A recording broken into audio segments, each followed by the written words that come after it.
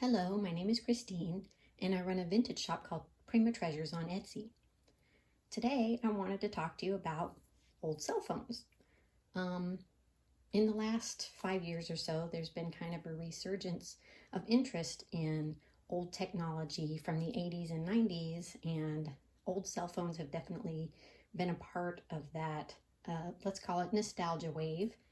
As people get older, they want to remember things from their childhood and young adulthood. And these older cell phones definitely capture some of that vibe. So I want to talk about it a little bit because even though realistically these phones don't work or probably can't work without a lot of tinkering, if somebody really wanted to, say, gut the insides and put modern technology inside of it, they could theoretically get it working, but your average person is not really going to do that. So anyway, what I want to talk about is, I have one right here, and I kind of wanted to go through a little bit of it.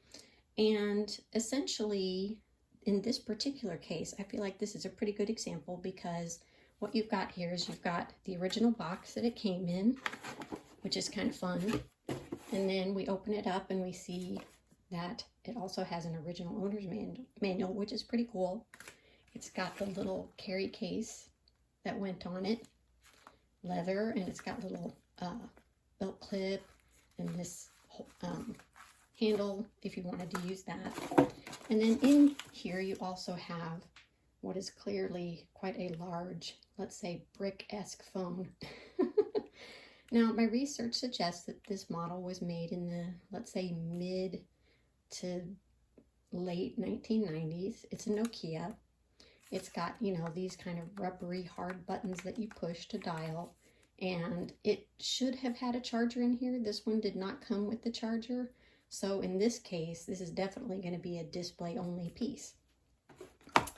But what I think is kind of fun about some of these old cell phones, if you're lucky enough to find one that comes with a box or a user's manual or even the little carry case, if you're somebody who's just looking to collect it as a display, you've got a lot of components here to work with to kind of make it look, I would say you could almost do a shadow box type thing with it, where you have the box and the booklet all out and kind of show it in its natural habitat. So anyway, sometimes you can find these cheap on places like eBay and Etsy. Sometimes you might pay a little more because there are certain models that are more valuable than others. What dictates that? I have no idea.